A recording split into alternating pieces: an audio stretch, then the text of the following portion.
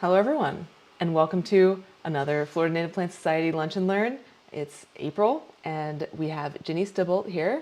She is an author, and she's written multiple books on Florida gardening, both native and for food.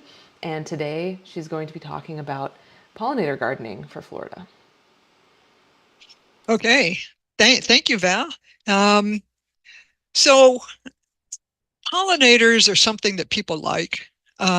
But the first rule of pollinator gardening is you do not use any poisons, any landscape-wide poisons in your yard. And there's a good reason for that. And let's look at that. All right. First of all, if you look at a big box store or garden centers, you see all these trays of plants in full bloom. And the business model here is that you take these home, you plant them, they're already blooming, and they will last for a while, and then you have to replace them over and over again. But the worst thing for the pollinators is that many of them have been treated with neonicotinoids, which is a systemic insecticide. So it takes care of aphids, whiteflies, and beetles and mealybugs. They say it's approved by the EPA, but that poison is in all parts of the plant. So that means that if you put this in your pollinator garden, it's going to kill the caterpillars that eat the leaves, and it's possible that it could also affect the pollinators. Now, somebody had said that Home Depot has stopped and Lowe's has stopped selling plants with these poisons. But if they have been poisoned, they should have these stickers in their labels to show you that they're there. But in pollinator gardening, we would not want to be doing seasonal plantings where you've got non-native plants that you put in over and over again. You want to have more natives. So let's think about that. And also, these are not the only poisons that we need to worry about. All right, here is what happened to a thriving pollinator garden at a hospital that the Virginia Native Plant Society put in. So the team went over to do some weeding and maintenance and had some new plants to plant in their garden because they go over once a month to work on it. And when they came, this is what they saw. And so what had happened is that the lawn care people had treated the lawn with the landscape-wide pesticides, which includes herbivores that kill all the broadleaf plants, and that's what was in their pollinator garden. So the wind must have been blowing, and their pollinator garden, which had been going for 5 years, was dead. So I'm not sure whether the hospital helped them financially to rebuild it or whether they were convinced that they should give up their lawn service. But even seemingly innocent landscape-wide lawn pesticides are deadly for your pollinators. Even if they don't kill your plants like this, they're still you don't want to use these poisons. All right. So what about the pest bugs in your in your yard? Well, they'd still want to have no poisons.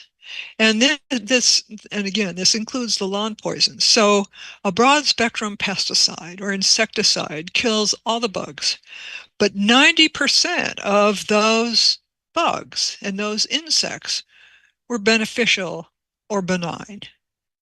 So it killed also the 10% that are real pests, but if you kill all of them, then the predators of those insects, the birds, the bats, the toads, and the lizards, don't have anything to eat and they will leave the area. So as the pest bugs recover from the poisoning, there are many fewer predators to keep them in balance.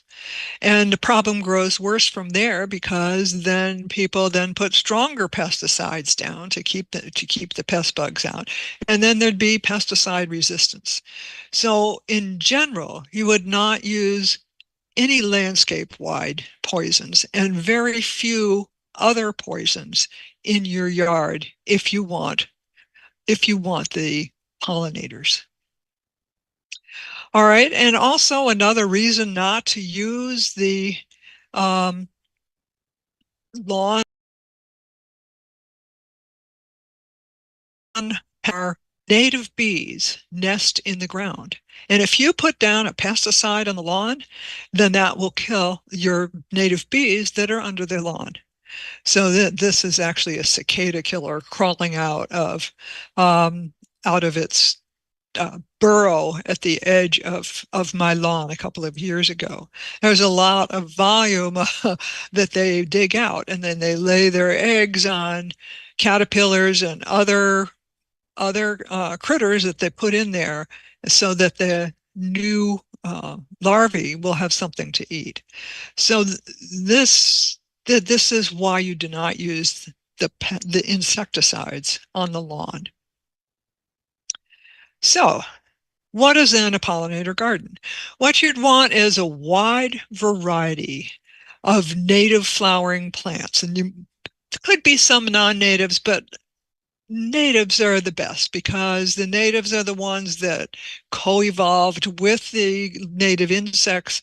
And you'd want to have a selection so that all year round that there is something blooming. And I'm in North Florida, so one of the plants that does best in the winter is the Spanish needle or the Biden's alba. Now I've pulled out probably bushels of it over the years, but I always leave some in an area so that there is always something blooming in my yard. So if a butterfly or a bee comes out in the middle of winter, there is something blooming there. All right, and if you're going to do pollinator gardens, you need probably more than one location if you can. So you'd want one that would catch the early morning sun because the pollinators are almost all cold-blooded and they like sunny areas. So you'd have one in the morning sun and you'd have a pollinator garden that caught the afternoon sun. And if you have them in more than one location, then you can also um, actually get closer to some of the pollinators. Now, the other thing that belongs in your pollinator gardens are not just flowering plants, but you'll also want a selection of larval food plants because if you're wanting to attract butterflies, before a butterfly can become a butterfly, it's a caterpillar. And some of them are very specific about what their larval food is.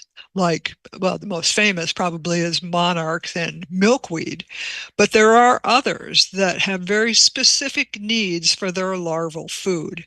And you can find the larval food of butterflies and moths in North America through this website. So it's butterfliesandmoths.org.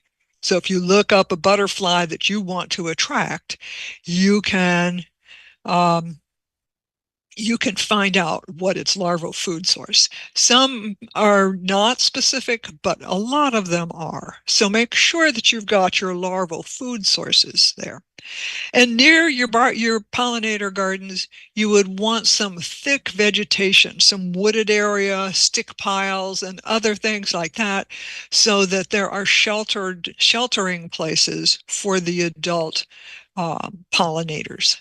And this would include the butterflies, the bees, and the moths. So you want some thick vegetation nearby. Um, so your pollinator garden is out in the open, but then there should be a thicket of vegetation somewhere close to it. Now, I got this pollinator garden seed pack free. It was in a box of cereal. And so it's bee feed. But when I planted these seeds, they are mostly non-native plants, Icelandic poppies, some other poppies, some sweet alyssum, some other non-native plants. There was hardly anything that was native. And so you would want to not, I mean, if you have a free package of seeds, that's one thing, but don't buy a pollinator garden seed pack unless it's native to your area. And Florida is a big state if we're in Florida, so what's going to be native in the Panhandle is not going to necessarily be native in South Florida. So work hard to get your seeds and your plants that are native to your area. Now, there's nothing wrong with poppies particularly, but look at who is pollinating them. That would be the European honeybee. All right. So natives are important because when we have natives, then we have a balanced ecosystem. And so here is some maypop that has been well chewed. So we've got Gulf fritillary caterpillars and zebra longwing caterpillars. And so the caterpillars are an important part of the local ecosystem. And Doug Tallamy, as you may know, has done a lot of research.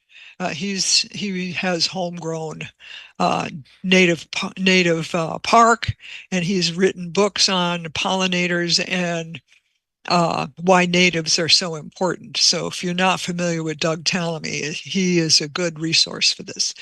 And he's an entomologist, and one of his research projects was to look at caterpillars and birds. Now, here's a bluebird, but he did his research on chickadees and found that one pair of chickadees needs 6,000 to 9,000 caterpillars to feed to its baby birds to raise them to fledgling stage. So that's a lot of caterpillars that birds pull out of the plants. And so if you want a balanced ecosystem with birds that survive, you need caterpillars. And to have caterpillars, you need the larval food sources for those caterpillars. Also, when you have your native plants and you have the native insects that are there, then you end up encouraging the predators. This is a wonderful little toad that is native to Florida, and this guy is going to be eating a lot of insects, and they eat a lot of insects, both as a before in mature stages and also as adults. So we want these insect predators in our ecosystems. All right, this sign is gone viral. But in reality, this sign was available on a silent auction for FNPS years ago. If something is not eating your plants, then your garden is not part of the ecosystem. So Jenny Welsh, who runs our silent auctions for our conferences, and she'll be running one for the upcoming conference next year in Gainesville, she took a photo of this and posted it, and it's been shared thousands and thousands of times. So this particular sign is very famous. But a real butterfly gardener cheers when something is eating her plants.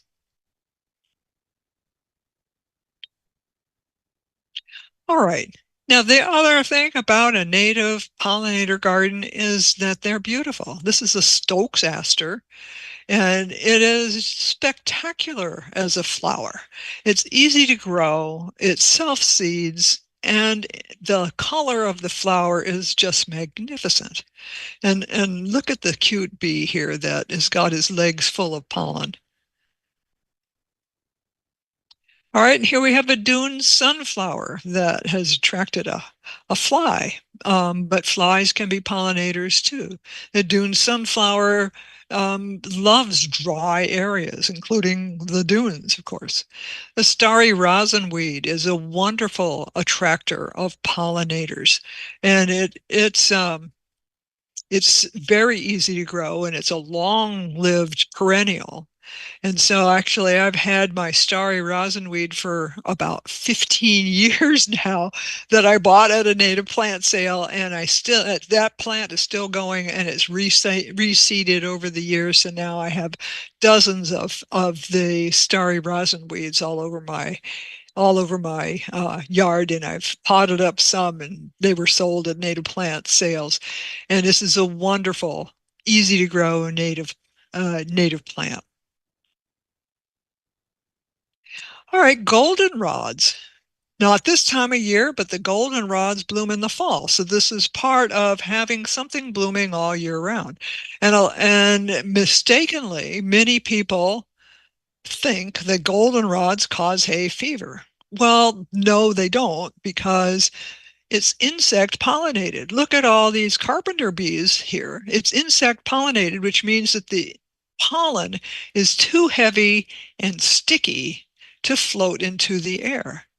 So that you would even, and some allergy doctors test for goldenrod allergens for people, but that pollen is never going to get into your nose. So even if someone said that you're allergic to goldenrod, you're not. It's not a danger to you because the pollen is never going to fly in the air. It's an insect pollinated plant. And there are a number of species that are native to Florida, and this one is the Canada goldenrod. But it is extremely attractive to pollinators, particularly bees. Oh, and I know one native plant vendor had a special sign made, and she has on it allergy free, allergy free goldenrod. And so, but in reality, all the goldenrods are allergy free because the pollen is too heavy to float into the air. The real the real trigger there is that ragweed blooms at the same time and it's pollinated by the wind. So the ragweed pollen is lightweight and it gets very thick in the air when the goldenrods are in bloom. So people see the goldenrods, they get their hay fever, and they blame the goldenrod for the ragweed. So goldenrod is a wonderful plant. And here's another interesting, easy to grow plant is the snow square stem. And it attracts butterflies, it attracts hummingbirds, it attracts bees. It's a wide variety. If you ever have this in your yard, if you need a moment in nature where you just need to escape, I can walk out the front door and get next to my snow square stem, and there are going to be so many pollinators in it all day long that I can just lose myself in the variety. Um, it does get a little rangy. You can cut it back if it's too close to the pathway so that you can manage its size. But it does self-seed. I started with one plant and now I've got hundreds and potted up hundreds more to give away at native plant sales. But this is a wonderful native plant um, pollinator and it's native to most of Florida.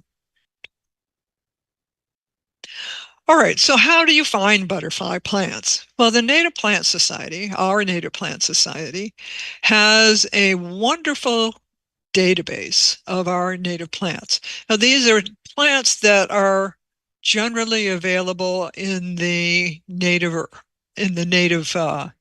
plant industry. So it's not going to be every native. So if the plant is never sold, then it's not going to be on this list. Would be recommended plants that would be available. So you can go into you go to the native plants on the top menu, native plants for your landscape is the next one down. And then you get to this. So you can choose your county. And again, Florida's a large state. Choose your county or your zip code, and then you can select butterfly plants. So that way you can get a list of butterfly plants that are native to your location, And this is the explanation for what it does. So these are host plants for specific county or site locations. So they could be hosting the adults for pollen or the larval sources. And in the database, it tells you which species that it is a host for. Okay, so that's fnps.org/plants. Also, we're so fortunate in Florida. We are so fortunate in Florida. We have the Florida Wildflower Foundation, and they've got a tremendous number of resources. And one in particular that is kind of interesting is this one, Florida Wildflowers.org, and attracting bees. So it tells you about the plants that will attract the bees that to your yard. And again, it's important to have the natives. And we have the Florida Wildflowers Growers Cooperative at floridawildflowers.com. And you can order seeds that are native. I realize that Gaillardia here is no longer considered to be a Florida native, but they have the native seeds of quite a few different selections so that you can plant real Florida seeds. Because if you order them online from Amazon or someplace else, they may be from Arizona or they may be from Kentucky or someplace that is not Florida. So it's important to get real Florida wildflowers to be the best players in your pollinator garden. So floridawildflowers.com. And of course, we also have the the Florida Association of Native Nurseries. And so here you can go to plantrealflorida.org and you can find a retail nursery that would be near you, or you can put in a plant that you're looking for here, either the scientific name or the common name, and then it will give you a list of the vendors that have that plant in stock. And actually on the native plant database, there is a link. So if you look on the native plant database and you have a plant that you have and you're looking at its profile, you would find that there would also be a link to this page. So it would be all of the native plant vendors that have it in stock right now. So that way you can have a shortcut to finding people who have that plant that you're looking for. And we need to support the native plant nurseries in the area. It's not an easy business, and many people are not thinking about natives. And the garden centers, more and more of them are starting to carry natives, but it hasn't been a good conversion yet. And so the normal everyday gardener is not thinking about natives. So we need to support the native plant vendors so that they stay in business, so that we can have them be successful businesses in our areas.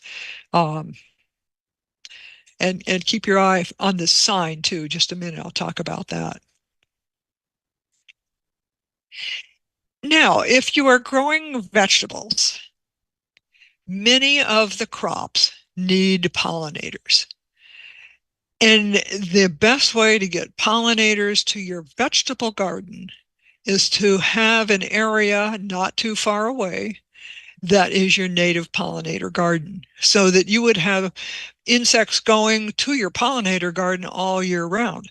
So when your peppers or your squashes or your okra uh, or your blueberries need pollination, then the pollinators are already coming to your neighborhood and you're already coming to your yard. So having that pollinator garden there ahead of time helps your vegetables be more successful. Now, some vegetables we don't care about the flowers, like lettuces and stuff, but if you're waiting for a fruit, almost all of them need pollinators. And there are a few native plants that would be recommended for edible gardens, but yeah, so this is slightly off topic, but every pound of food that you grow or buy from local suppliers offsets up to 2 pounds of greenhouse gas emissions. So growing your own plants is not only good for you and your health and your family's health, and it's an interesting project, it's also good for our planet. And here's a Seminole pumpkin. Look, you've got three different native bees in the base of this male uh, Seminole pumpkin flower. Now, the Seminole pumpkin is actually a squash, Cur Curcubita machata, which is native to Mexico and Central America. But it was growing in Florida when the Spanish arrived 500 years ago. So it got the name Seminole pumpkin, but it is not considered to be a native because we know the history. So the indigenous peoples were trading this very successful local squash, and it likes our hot, wet summers where most of the other squashes do not. Um, so it was traded amongst the indigenous peoples, and that's why it was growing in Florida 500 years ago. Now there's another section of this plant that was traded southward into South America and then came up the Caribbean. So the calabaza squash is also the same species. But each of these flowers needs to be pollinated 7 to 10 times before a female flower can produce a fruit. So the pollination is extremely important for your fruit vegetables in your garden. And for those, you need pollinators. Now, sometimes in your vegetable garden, you'll find native caterpillars. So this is in my dill, but this is a black swallowtail butterfly larvae. And I always plant enough dill and parsley, so I share it with the black swallowtail butterflies. And so sometimes the native insects will use non-native foods as a larval source. So really what they're after is something in the carrot family. So if you actually allowed your carrots to go to bloom or your parsley, as well as the dill, they could consume any of those crop plants that you might have in your garden. But again, I do not chase them away because I want the black swallowtail butterflies to be successful. And a lot of people confuse this with the monarchs. It looks similar, but it's not exactly the same, but it is brightly colored. All right, so if you have pest bugs in your vegetable beds, again, you would use integrated pest management with very little poisons, actual poisons. Um, you may need to use some BT, but only if you've got a problem with cucumber worms or something like that. And here what we have is a tobacco hornworm or a tomato hornworm, and see all these little pellets on the outside. Those are actually tiny little wasps that you have, that the eggs were laid under the skin of this caterpillar, and the larvae had been eating the insides out of this caterpillar, and now they're pupating on the external of skin of the caterpillar. So when you see a caterpillar like this with the larvae on it, is not going to eat very much more of your tomato. So you would let them go because you really want these wasps, these tiny little wasps, to survive so that it can balance out your caterpillar population. Also, this large orange and black bug, you may find these in your landscape, and it looks scary because it is quite large, but this is actually a ladybug larva. Um, it almost looks like an alligator like in the way it looks. But a ladybug will eat thousands of aphids in its life. So it'll eat the aphids off of your native plants. It'll eat like milkweed, particularly is susceptible to aphids. But you want to leave these plants here, which is again why you don't use poisons. If you have an infestation that is too much for you, rinse it off only with water, no soap. You can use other ways as well. So you would want to know what your bugs are. So here are two. All right, and here's a couple more. This is a green lynx spider. And so the green lynx spider was in my marigold cover crop one year, and she raised a couple of hundred babies, and it lasted for a couple of months in my garden. But I want the predators in my gardens, whether they're the vegetable gardens or the native gardens. You want to encourage the predators. So when you see a spider, you should celebrate. So what she was doing here is she had an egg case that was inside the leaves. All right, and here is a green lacewing. So this is a wonderful predator in your yard. But if you look at the eggs, this is on the screen porch in my back porch. One year, she laid a little spiral of eggs on my screen porch. So be on the lookout for these eggs. They're on little stalks, so that you would want to keep those. You want to preserve those wherever they show up. All right, and this was on a gardenia leaf, and these are actually the eggs for a katydid. So a katydid is prey for a lot of other critters in your yard. So you want the katydids in your yard. All right, and also what you really want to do here is in your in your pollinator garden, you would want to let your neighbors know what you're doing so that your pollinator garden looks like you did this on purpose, and you would let them know. Now, this particular yard, I don't think it's in Florida. This particular yard's a little over the top with the outreach signs. But if you're on the homegrown national park, or you have your native plants support this neighborhood, or what, I'm not poisoning my yard because I care for my kids and the environment before the perfect lawn.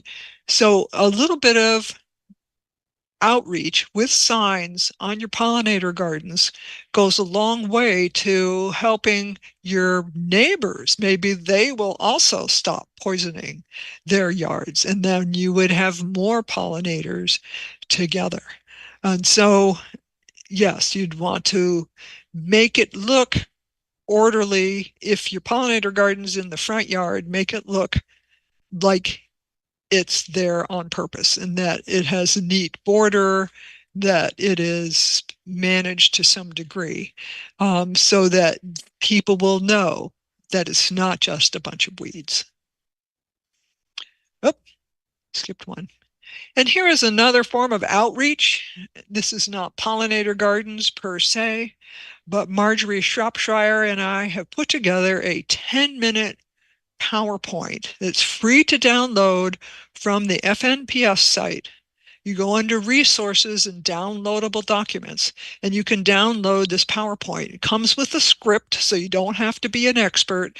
And we want to have more people download this and give it to garden clubs and homeowners association meetings, and maybe even your municipal government, on why natives are so important.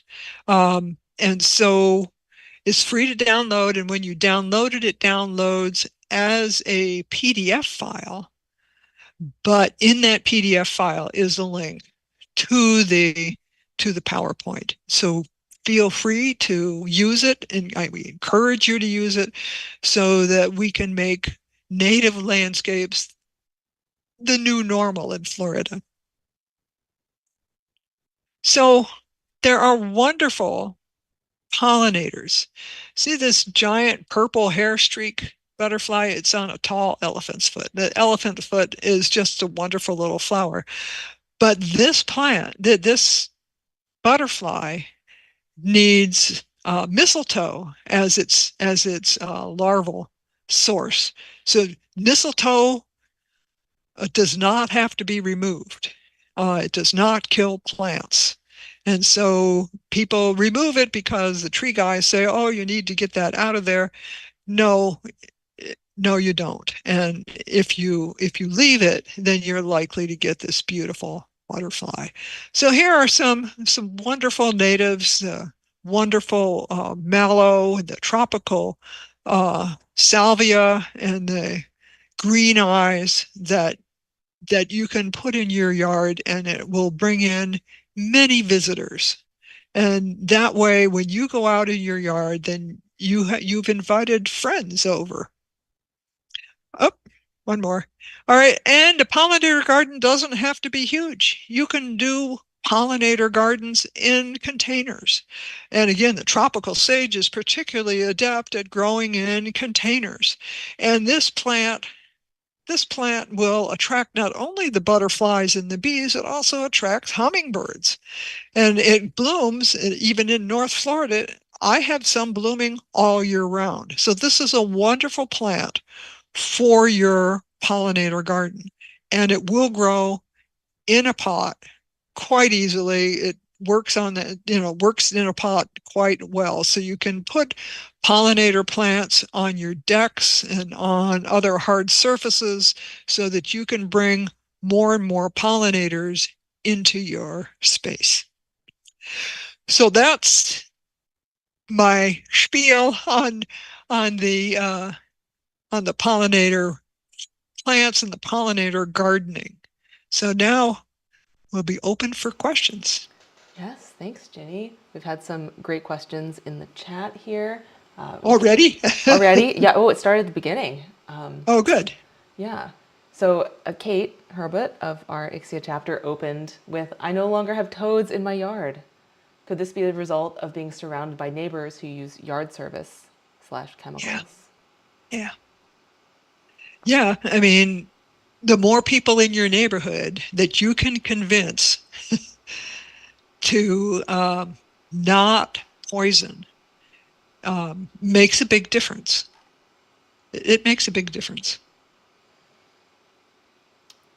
And Randy Snyder / Mary Kime, they're in our Tarflower chapter, ask, what does pest insect mean in a pollinator garden? I do think you did cover that a bit later when you were talking about Right. pest plants in vegetable gardens, but I think this would be good. Yeah, in a pollinator garden, we pretty much don't have pests, anything that's there, unless it's a non-native insect. And there is a lot of worry about bees, and a lot of people take up beekeeping thinking that it's going to help the bees, but the honeybee is not native, and it competes with the native bees. So this might be considered a pest because it doesn't help our native populations.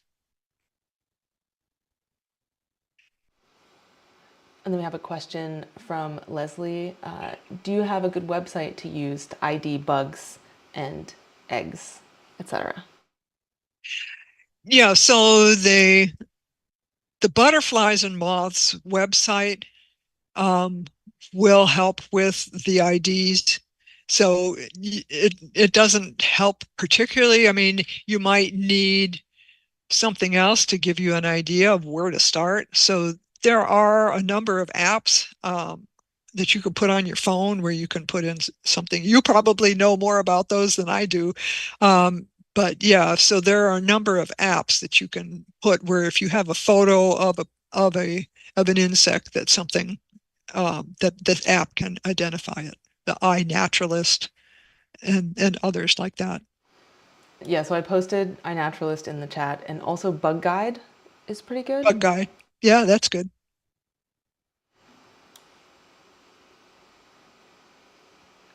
Yeah, and that's all of the questions so far. I did want to just point out that we're aware that YouTube requires you to log in to post questions here, but I do monitor my email, communications@fnps.org, if you would like to not be logged into YouTube while you're watching this and also submit questions to us.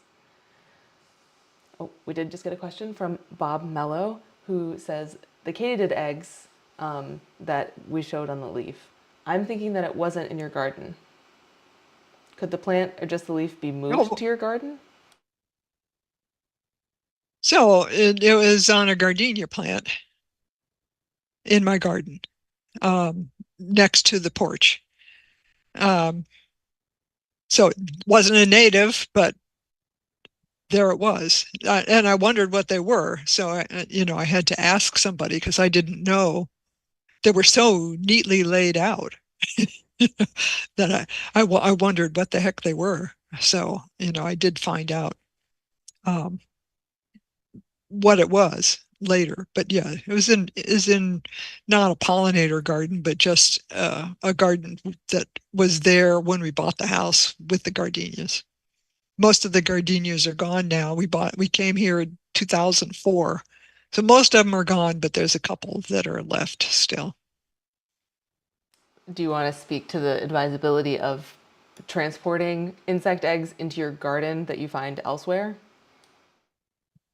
Um, I I think that, you know, there are I've been to plant sales where plants are sold with eggs. Said, look, there's some butterfly eggs on these plants, and you bring them home and you plant them. But as a general practice, I wouldn't necessarily do that. But again, I'm a botanist and not an entomologist, and it's a little bit tricky messing with the balance. So my whole theme here is that we want to make our yards more habitable to more pollinators, and then nature take its course.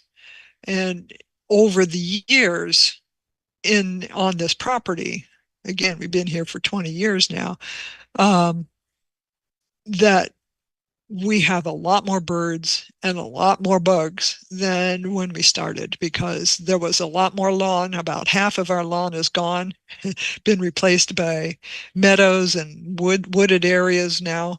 So there is a lot more diversity than there was 20 years ago. And of course, not poisoning the lawn. When we moved in, the lawn people who had worked for the previous occupants said, but if you don't hire us, it's going to die. The lawn is going to die if we're not in charge. I said, okay. And it hasn't died. It's become a freedom lawn. And that's what I've written articles on that. So a freedom lawn is a mowed area that is not fertilized and is not pesticided. So there's no fungicides, there's no insecticides, there's no herbicides that are applied to it. And what happens is that you end up with a lot of different plants that are growing in the lawn. Um, the things that take to mowing. And so the lawn is much more diverse. And you would want that kind of, if you're going to have lawn, that you would want a freedom lawn instead of a St. Augustine or a Bermuda grass lawn, that's a monoculture because that is totally unnatural.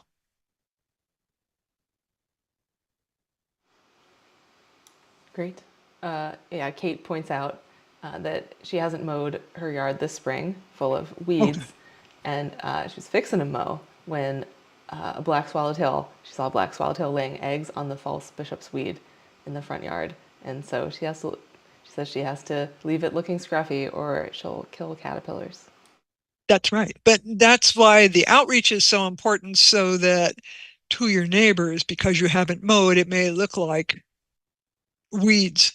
But if you have that sign, a sign or a couple of signs, or you talk to your neighbors and saying, look at all the butterflies I have, then that helps the perception and maybe convinces other people to also do the same kind of thing. Gene Kelly here, he's our policy and legislation chair, says he was cheered by the large number of maypops that appeared in his yard over the past couple months. The Gulf fritillaries didn't leave a shred of leaf surface on any of them. Should I celebrate? Yes, of course. The maypop will pop up again. Um, Are you saying it may pop up? yes. So, yeah, the plants and the insects have gotten used to each other. They've evolved together. So the fact that a native butterfly, or if it was in the shade, it might have been a zebra longwing butterfly, has eaten a whole plant, that that means that the plant will probably hasn't good enough roots to sprout back again after that butterfly season is over. The same with the tent caterpillar on our cherry trees. The tent caterpillars, are so many of them that they might eat almost all the leaves off of that cherry tree, but then the cherry tree just creates new leaves. It's a little bit of strain on the cherry tree, but it has been surviving the onslaught of tent caterpillars all these eons. So um, that is part of the cycle of life in a native habitat.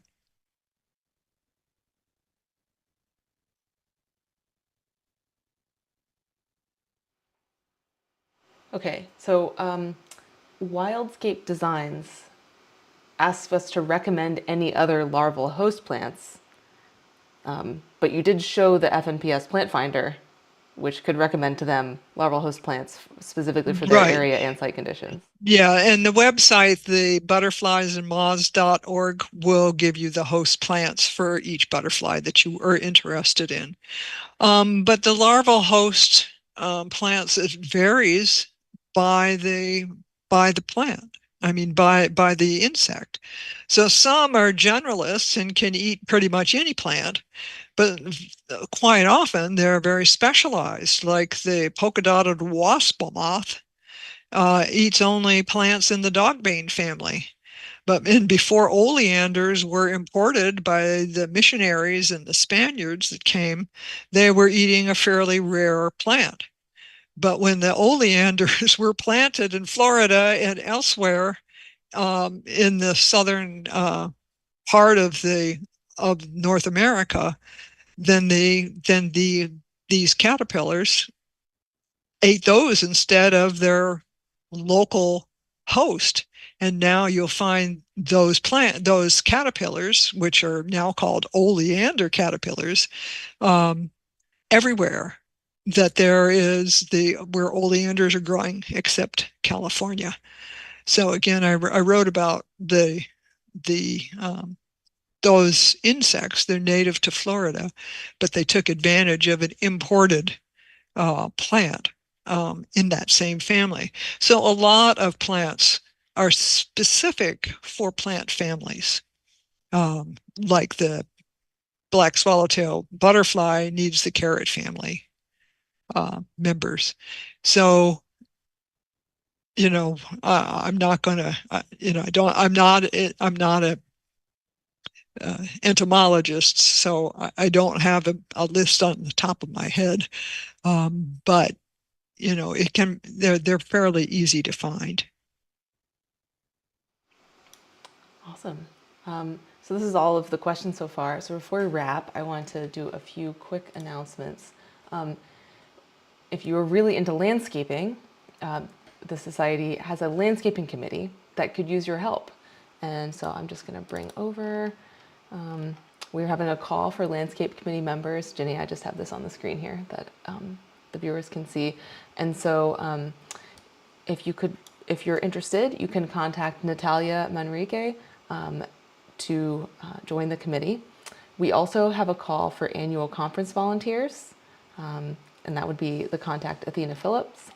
And then we're also looking for nominations for officers and board of directors. And if you're in let me post that in the chat real quick. This is for landscape. So the conference is going to be the weekend of April 6th in Gainesville. So this will be our first real in-person conference since 2019. So we're looking forward to it. I'm on the conference committee. There's going to be a lot of cool stuff that is going to happen at the conference. We've got some good speakers lined up. So I think people have had a hankering to get back to the in-person meetings. I know I have. Yes. So it's going to be very exciting. Yeah, one track will be online though, right? Yes, the main track will be online, and I'll be managing that live Yeah, streaming so people who process. can't make it will get at least something. Yes. Yes, yeah. But please try to attend if you can. And then next week, if you're in the Ocala area, we're having a restoration day for Dicerandra cornetissima on the Greenway. And so that'll be 9 to 12 on Wednesday, the 24th. So I will post the registration link in the chat for everyone. And with that, there's the registration.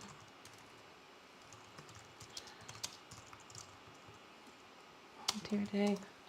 Where can I find more information on the landscaping committee? Are you on our Sable Minor list, Wildscape Designs? Or are you a member? I'll be sending out the Sable Minor. We also post the Sable Minor on the website, and that's where this notice will be posted. I don't believe I posted this on the blog yet. I have not posted it on the blog yet. So yeah, that just the upcoming Sable Minor. So if you can check our website for the Sable Minor, that's where the call for landscaping committee members will be. Oh, okay, you joined. Yes. So then you will get the Sable Minor. Okay. Yeah. All right. Well, thanks very much for having me, and I look forward to talking to any more of you on Facebook. I'm on Facebook, so you can find me there. Yeah. Thank you so much for your presentation, Ginny. It was excellent, and looks like we Oh, had thanks, Val. great people.